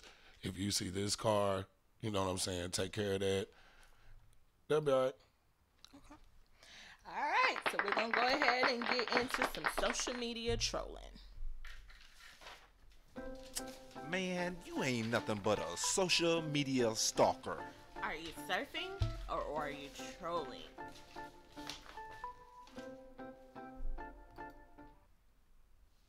Okay, so we are going to switch things up and talk about the flu epidemic that is on the rise. They do not see a peak in the flu as of yet. As of I heard yesterday, they don't know when we will catch a break. It has been reported that there are 74,562 cases total all over the USA, and 14,401 of those cases have been confirmed by the laboratory, meaning that they have done the flu test and they have confirmed by the doctors that those people actually do have the flu. But a total of 74,562 have been confirmed to have it, meaning some people probably aren't going to the doctor, self-diagnosing themselves, and they know that they have the flu. So we have 74,000 people walking around the U.S. with the flu. The flu is at a widespread. There have been a report of 30 children who have already died from the flu. The flu is now in 49 states. And the first child in Dallas died this week of the flu, who was 12 years old. So I'm a person who works in a hospital, and we're always trying to take precautions. And I have noticed that my son has came home kind of ill. Seems like he's trying to get sick from the flu. So I just want to give a little bit of hygiene ways that you can probably eliminate the spread of germs in the flu, meaning wash your hands when you go to and from the bathroom. Make sure you wash your hands when you sneeze or when you cough. Be mindful of all the people in your environment. So if you're in an area that has tons of people and you're coughing over and over and over again, you may want to try to get you a mask and put it on, because the flu is very seriously right now. It is killing a lot of people, especially children. So I just think as citizens, we need to take a little bit more precaution when it comes to this flu epidemic, and we need to take it very seriously. I think that we have at least 2 people in our group who have the flu. So that goes to show one of us will be next to get the flu. I don't know. We'll see. I don't want the flu. Well, wash your hands, stay at home. If you feel like you're getting ill, it might just be best to take that L from work. Keep your kids at school. Don't send your kids to school with snotty noses, coughing. Just try to keep them at home, get them hydrated, get a lot of rest, and let's try to kick the flu and have a great summer, a great spring, great summer, because this thing is very serious. Do you suggest the flu vaccine? Well, I never had got the flu vaccine until where I work now. We're required to take it. If you do not do the flu vaccine at work, you will have to walk around with a mask for the whole flu season. So I do get it because I don't want to wear a mask because I have to talk to patients and things. But if I wasn't working there, I would not get the flu shot. My children get the flu shot. They haven't really got sick. I think this was the first year that I got sick from the flu shot. So, and that was your social media trolling. Man, you ain't nothing but a social media stalker. Are you surfing or are you trolling?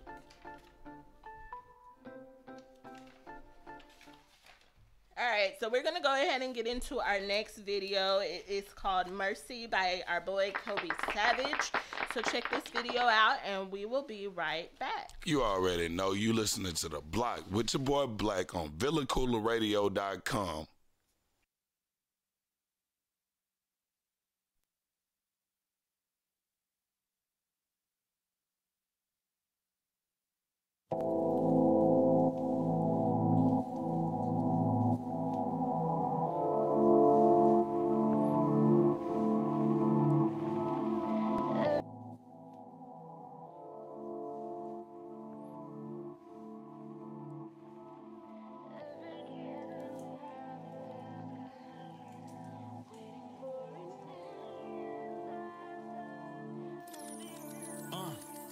Yeah.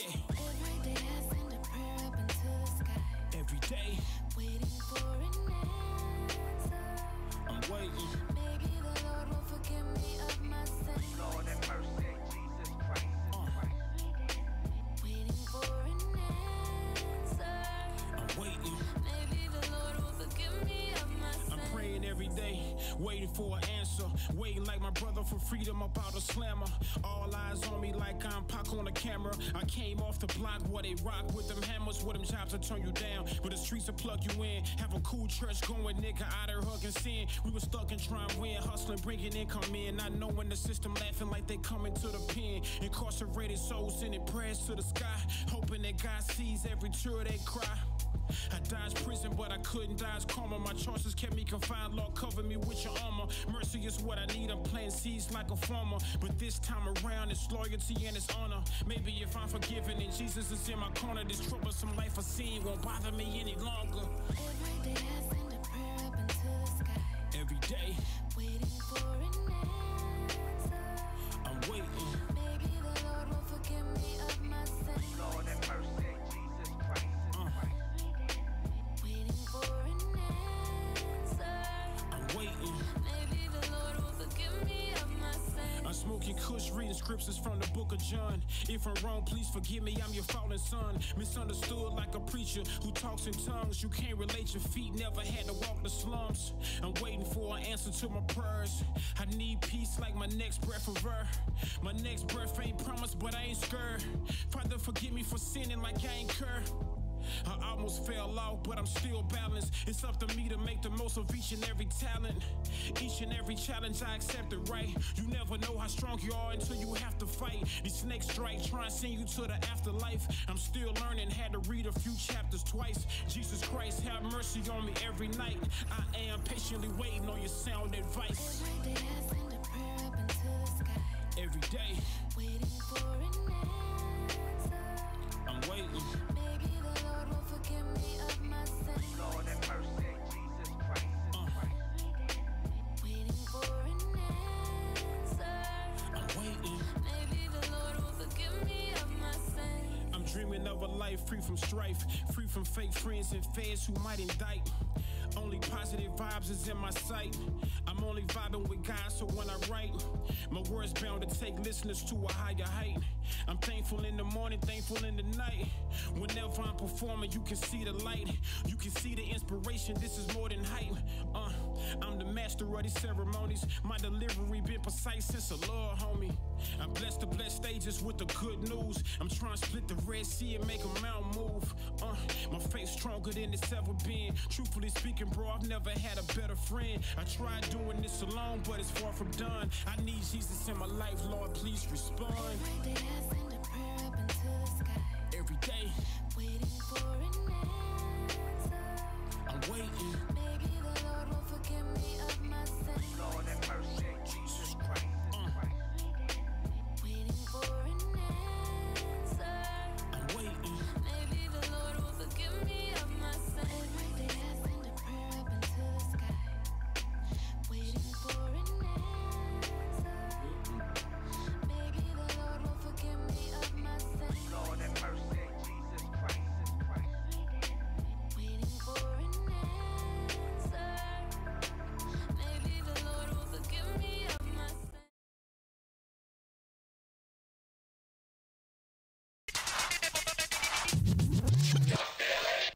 All right, guys, welcome back. That was Mercy by our boy Kobe Savage.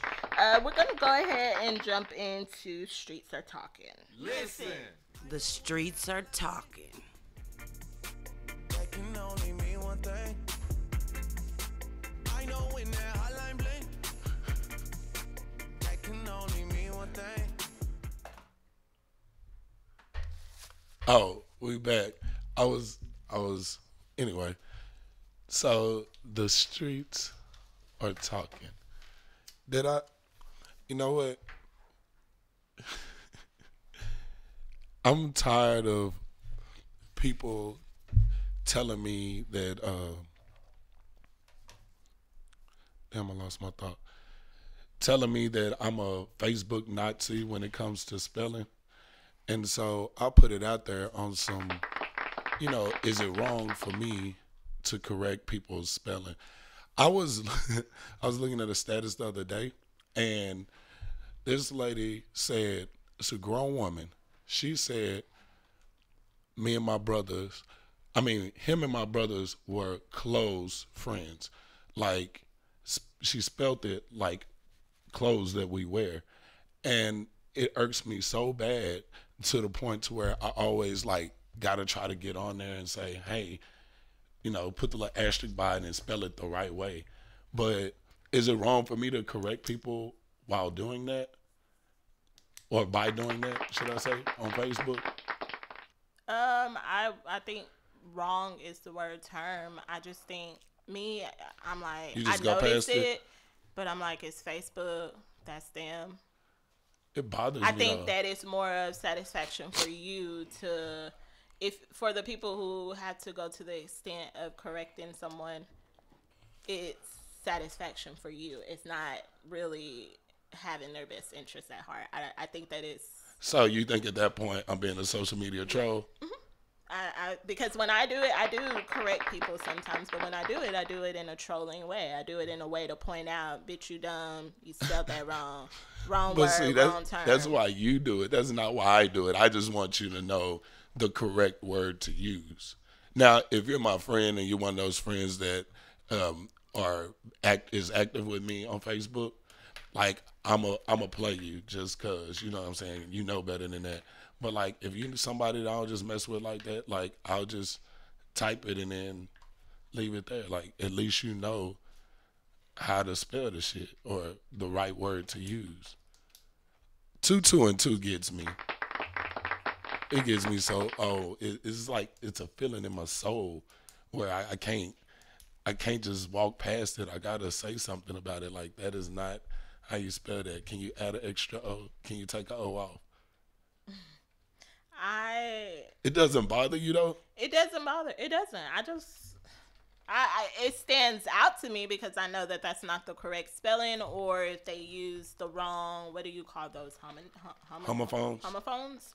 But I mean, The school system failed them.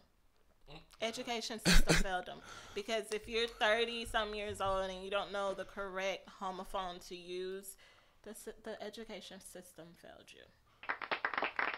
Well, and they probably, at the end of the day, if they're using it in the wrong term, and you have the options to edit, you have the options to, like, Facebook even puts the red line underneath if it's spelled wrong. If you bypass all that, then maybe they just really don't know. Maybe they don't. So you you think about how many people maybe high school dropouts. Like, be more, I think this whole subject goes back to be a little bit more courteous on Facebook. Like, why do you have to point out their mistakes? Why? Why? To let them know. So should I? Why do you have to let a grown person know when they use the wrong? Should I DM them? I would think it might be a little bit more classy to DM. What? No. DM, hey, just to give you a little heads up. You're a dumbass. I'm gonna have to side with Black on this one, Stephanie Love. I would correct you. I mean, I would expect for you, I guess it would be on, like, I wouldn't take offense to Black or you or Marcus to correct me because, hey. But if it's just someone that it's a random post, like, do you really have to go in there? And, you know, okay, I get satisfaction out of when people are coming and they're just going in, and especially if they disagree with how I feel. I love to find a word that's misused or misspelled. You're being petty. And at that point, off track of what the whole conversation and the comment is supposed to be about, and you're trying to demean this person by pointing out show their ignorance in using the correct. Like, you got to know though. You got to know. Like, you got to know which words you're using. But they might not know. Well, that's why I'm telling them. But then that one word. So you need to, if you're going to correct them on one word, you need to be their grammar person. You need to stick by their side, proofread every fucking post if you're going to correct them on one word. Because if they really don't know, then it's probably tons of other words. So. Well, see, the thing is, they just stick out to me. Like, every post that I see that it's like, because I can't read it right. Because I'm putting it in the sense of the actual word that's supposed to be used, or the actual word that is used versus what's supposed to be used. I think that the ones who, honestly, because I have this one particular friend who, she does it all the time, but then I go back to, she was a high school dropout. She really didn't have I could see why she would use the wrong words, because she You've never had a friend that went to college with you? So I just overlook it because I'm not going to embarrass her more by pointing out her mistakes. No. I'm just not. I'd rather save her the embarrassment. If it's that important for me to let her know that she was wrong in the word that she used, I would tell her on a personal level. I wouldn't want to embarrass her, especially if I know that this is a part of the education that they lack. And I go back to the education system failed. She shouldn't have been tardy to school. She might not have been tardy. She might have had a mother, like the 15-year-old who killed the store clerk. He didn't go to school. He was 15 years old living on the street because his mom was a crackhead. So you never know what the circumstances are for that person to have the lack in that education. So I just think if it's someone you know, correct them. But if you don't know them, save the embarrassment for them. They might not know the correct one to use. Okay, so I won't be a social media troll. Yeah, because that's trolling. Well, the streets were talking. Listen. The streets are talking.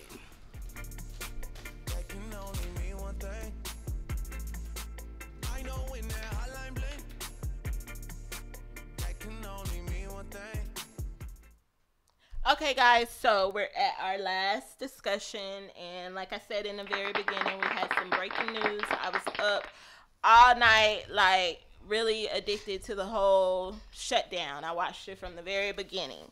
At 12:01 a.m., the government has been shut down. The truth about the government shutdown, well, let me tell you. So I've seen a lot of people post, we not getting our income tax money. Y'all can hang up food stamps. Y'all can hang up Medicaid. Y'all ain't finna get none of that. It's not gonna really pipe down, Piper. Okay. So this lets me know that the government really doesn't have the control that they tend to put out there, I guess, because they can't shut down the government. Nobody can shut down the government. So the government, Social Security checks will still go out. I saw someone post that they were wondering if people would get their Social Security checks. Yes, you will get your Social Security checks. Troops will remain on the post. Doctor and hospitals still will get reimbursement from Medicare and Medicaid, but hundreds of thousands of federal workers will be forced off the job. This shutdown is said to inflict pain on everyday working people. And the last shutdown, I remember the last shutdown. Do you remember when? It was in the Obama administration. For what year? 2013. You read my paper. I did, cheater. but you're a troll. All right, so this goes back to the whole immigrant who was deported. The reason why we are in a shutdown is because the Democrats and the Republicans could not come to a decision last night. The Democrats feel like the Republicans do not have a plan B for what they would do if they cut off the funding for things like the DACA program. That is, I'm very smart. I do my research.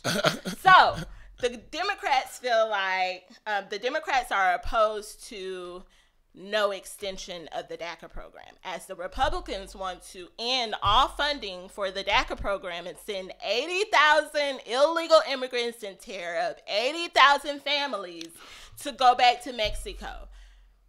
They don't want to fund it anymore, but the Republicans don't have a plan B. We need a plan B. You cannot just deport all these 80,000. I think that would be very detrimental to the U.S. if we were to just end that funding and not give them any. That means we're cutting off health care for all these kids because they will not get chipped. There's a lot of things if you just cut off the funding.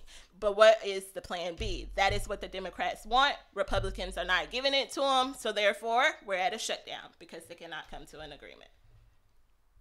Any input? Are you concerned about this shutdown? I'm not. I feel like they'll get something together eventually.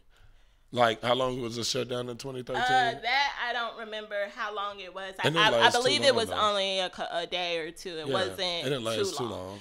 But look who we have in office. We have Trump. So I said earlier that I call this the Trump shutdown because this is the Trump shutdown.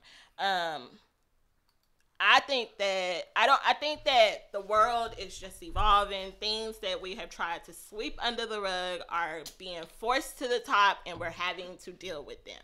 So with Trump being in office and all this bullshit that goes on a daily basis, I believe that we are going to be in shutdown for a good amount of time. I feel like I said, I feel like they'll work it out. I understand where both sides come from, but I feel like there's some type of, either the Republicans will come up with that plan B, or the Democrats will say, okay, well, if this. But I don't feel like it's going to Well, they better come up with a good plan B because they have a whole lot of Democrats that they would need to sway over to so that we can come out of shutdown mode. So they have a lot, but it's only 4 Republicans who also swayed to the side. They gave nays. I guess you give yays and nays when you're doing this. So you have 4 Republicans who are against it, but you have more Democrats you would have to persuade, or you need to come up with a very good ass plan B, or we're gonna be in shutdown. I don't think it'll last long.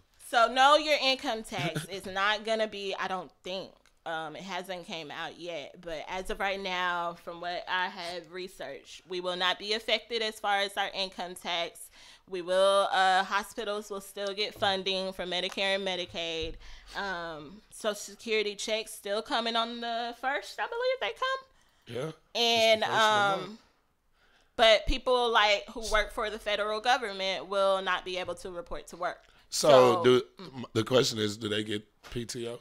Well, they're on furlough, and when they're on furlough, they will not receive any pay. But the pay will be there when the shutdown is lifted. Finishes. They will get all their money. But until then, hopefully people have saved their money. Hopefully they have bands that they're sitting on to where I'd probably sit back and be like, "Fuck it." Fuck it. I ain't gotta go to work. I ain't gotta think about the government for however long. I can't do nothing. I'm finna go take me a vacation. You motherfuckers call me when you're ready for me to come back to work. Did you say they're gonna break up 80,000 families? Yes. It was last reported that 80,000 families who have illegal immigrants, that would be how many, those are the people who are currently on the DACA, that are listed under the DACA system, where these kids in the DACA it's a policy that protects them from they can come over here and work because they were brought over here when they were illegal children.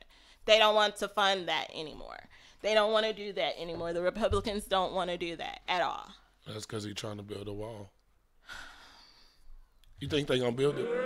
No, I don't think the wall will get built. I don't even think that we're going to make it to 4 whole years with Trump in office. I just don't see He has a lot of supporters, though. But then he has a lot of people who are against him. And if he makes it to the remaining of his term, it's going to get worse before it gets better, if it ever gets better. And I strongly think that this will be his last term. He's been president for a year now. For a whole year, and his first year, he got the fucking government shut the fuck down. In his first year. This is the first president that has ever done that. In the first year of being in office. The government has been shut down. So, where's our time clock? It went over there. Yeah, so we'll keep you updated on other things that come out about how we can be affected by the shutdown. It's things that you need to look into. Shout out to the military families because they will not receive their funding, so that is a very important part. The men and ladies they will remain on their posts, but they will also not get any funds that are sent to their families that are here while they're over and fighting in wars and stuff. Their families will not receive any funds in the shutdown. So that was the devastating part because that's how most of those families support themselves. That's crazy. Like the illegal immigrants or the man that they just deported back to Mexico, who is the provider for his family. We had to have a little bit more of humility, Americans. Put the beers down and have just a little bit more humility. Well, show a little bit of love. Love yourself. Take deep breaths so your heart can hug you. And then you can love others better. That's what you said, right? I said it, and I'm telling you, you should try it. Do you do yoga? And what would even make it better is get an illegal immigrant or get a military troop and tell them to take a deep breath with you and you take a hug together. Share a little love. You sound like a Care Bear right now. I am. All right, so we're gonna go ahead and end it here. My hustler of the week. Some days I'm humble. I don't have one. Some days I struggle. I got one, bro. Every day I hustle. The Block's hustler of the week. Oh, okay, go ahead. Hey, I'm going to jump in here and give you our hustler of the week. Yeah. It's going to be Mr. Brent Reeves of Smokey John's Barbecue. Oh, Brent. Hey, that sounds good to the bitch right now. They just recently, last week, won the Carnival Kings competition. Here's his Facebook page. He's saying he won. I'm not quite sure where it was. It was out of town. Here's the post here. It was on TV. He's on Home Cooking. He's out there on Mockingbird Yes, Lane. they have the best baked potatoes. Yeah. Yes. Oh yeah. It's better than TD's. Yes. Yeah. I Oh, grew yeah. up It on goes Smoky down. John's. Smoky John's Yeah. is some good barbecue. Yeah, I actually went to school with Brent, so I've been knowing him for several years, and actually worked out there for several years out at their stand that they have out there at Fair Park, selling the turkey legs that everybody go out there and gets every year. So shout out to Brent Reed, Smoky John's Barbecue out there in North Dallas, Mockingbird Lane. Best barbecue in Dallas. He's on everybody's best restaurant food barbecue list in the city. Owned and operated by he and his brother Juan. His dad started the business about 40 years ago, and they're still going strong. So shouts out to Brent. Shout out Brent. Shout out to Smoky John's. Shout out Get to a us some baked barbecue. potato. Some days I'm humble. Some days I struggle. Every day I hustle. The Block's Hustler of the Week. Every day I'm hustling, every day I'm hustling, every day I'm hustling, every day I'm hustling. All right, guys, we're at the best part of the show. Closing. So we got 5 minutes. What do we want to talk about? I want to remind you guys, March 3rd, Jeezy will be in concert at the House of Blues. Am I invited? So I'm looking for 2 loyal listeners that are tuned in every week, that are chiming into comments, that are chiming into discussions by giving us comments, sharing our shit. Like, we're watching you. My eyes are plugged on y'all. And probably the last week in February, I am going to announce 2 people that will join Stephanie Love, Blizzity Black from the Block, and the Villa Koola Radio Squad, Villa Koola Media Squad to the concert at the House of Blues. So you will get treated very nicely. So girls, start tuning in. I get to Men, start tuning in. I get to go. Yeah, Hey, $25 for your ticket, Black. I gotta pay for a ticket. Yes. Villa Koola gotta Oh, pay, man. but we are taking loyal listeners for free. Free tickets away. Y'all- So wait. I need y'all Can- to can- share throughout the week. I be sharing it. I'm looking for. I be. That's I a be. whole nother topic. Wait. Okay. So Listen. that just I want a beautiful lady. I would love to have a beautiful lady and a beautiful man. Can Beulah to win? come. Beulah can win. Anybody can win. I'm trying to give 2 tickets out to the Jeezy concert at the House of Blues. We went last year. It was hot. I enjoyed it. Jeezy is like my side nigga. Wait, what? Yeah. What just that- happened? if anybody knows Stephanie Loves, everybody knows Stephanie Love is married to Jeezy. How you married to your side nigga? It happens. So go and check out What? Go and check out our page, the Block Radio on Facebook. Share our stuff, like our page, invite people, comment, share our stuff throughout the week. We're always posting content. I want to bring some loyal listeners to the concert with us. Also, I want to let you guys know that you can call in every week. Call in, chime in to these discussions with us.